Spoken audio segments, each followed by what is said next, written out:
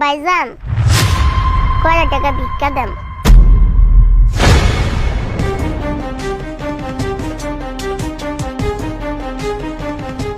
না না, আমার কোনো টাকা লাগবে না, আমি আপনার টাকা চাই না। আজব তো, ভিক্ষা দিতে বসছো, ভিক্ষা নেবেন এটা কেমন কথা? আরে ম্যাডাম, আমার ওনার টাকা লাগবে না, আমি অন্য জায়গায় যেতেছি। এই শোনো, আমার কথাটা কি ব্যাপার, ভিক্ষা নিল না কেন? না কিছু না, চলো।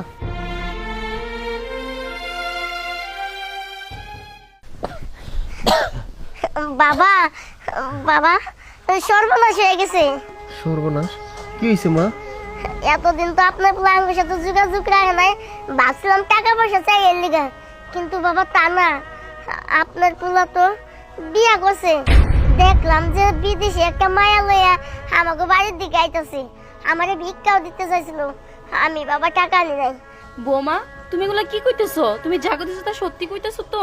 ও মা, আমি যা কইতাছি সব সত্যি কইতাছি, নিজের চোখে আমি দেখে আইছি। আমার তো ভিক্ষাও দিতে লইছিল, কিন্তু আমি ভিক্ষা লই নাই। না, আমার বলে এই কাজ কোনোদিনও করতে পারে না মা। বাবা আমি সত্যি কইতাছি, সত্যি উপভোগ লই আইতাছে এই বাড়িতে। বাবা আমি কিন্তু ওরে এই বাড়িতে ঢুকতে দিব না, ওরে এই বাড়ি থেকে খেতে দিব। দেখছেন বাবা, আমি আপনাকে কইছিলাম না যে আপনার বুলা বিয়া করছে, এই যে দেন বউ। বাবা বাবা বাবা, আপনার কি হয়েছে বাবা? এ বাবা বাবা বাবা বাবা বাবা, এই খবরদার, তুই বাবার গায়ে হাত দিবি না। তোর কত বড় সাহস, তুই বাবার গায়ে হাত দিতেছস? বেঈমান, বিশ্বাসঘাতক, যে বাবা অসুস্থ থাকা সত্ত্বেও নিজে চিকিৎসা না করে তোরে বিদেশ পাঠিয়েছিল। তুই কি কইছিলি যে আমি বিদেশ যাইয়া ভালো ডাক্তার দেখামু, টাকা পয়সা পাঠামু? তুই কি করলি?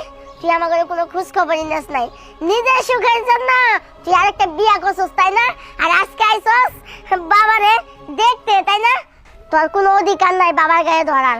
তুই এই মুহূর্তে এই বাড়ি থেকে বেরিয়ে যা, তোর বউ নিয়া যা কইতাছে। চলো সামনে যাবো, যাওয়ার আগে তোমার আমি একটা কথা বলে যাই। আমি বেইমান না, বিশ্বাসঘাতক না। তোমরা তো আমার এই জায়গা থেকে ভালোভাবে বিদায় দিছ, আমি বিদেশে পাড়ি দিছি, কিন্তু আমি যখন বিদেশ গেলাম তখন দেখলাম যে আমার ভিসাটা ভুয়া, আর আমি কোনো জায়গায় ভিসা পাইতেছিলাম না। তখন পুলিশ ধরছিল আমারে, পুলিশের হাত থেকে আমার কেউ রক্ষা করার মতন কেউ ছিল না।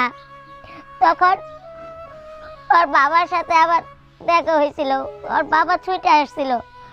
ইতির বাবা ওই দেশের বিশাল বড় লোক, সে আমাকে একটা শর্ত দিয়েছে যে আমি তোমারে উদ্ধার করবো, পুলিশের হাত থেকে বাঁচায় নিয়ে যাব, তুমি যদি আমার মেয়েরে বিয়ে করো।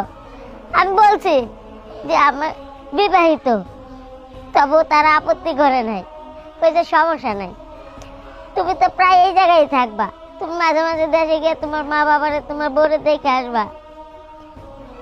তারপরে নিজের উদ্ধার করার জন্য আমি ইতিরে বিয়ে করছি। এটা কি আমার অপরাধ? এটা কি আমার ভুল?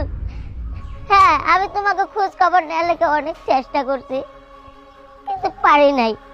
তুই যতই যাই কস না কেন, তোর একটা কথা আমি বিশ্বাস করি না, তোর কোনো মতেই বাবার গায়ে হাত দিতে দিব না। তুই এই মুহূর্তে বাড়ি থেকে বাইরে যা, যা কইতাছে।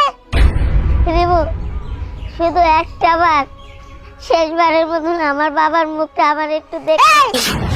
এক পায়ে আই যাবি না, তোর মরা বাপের কসম লাগে, তুই তোর বাবার মুখ দেখবি না, তোর বাবার গায়ে হাত দিবি না।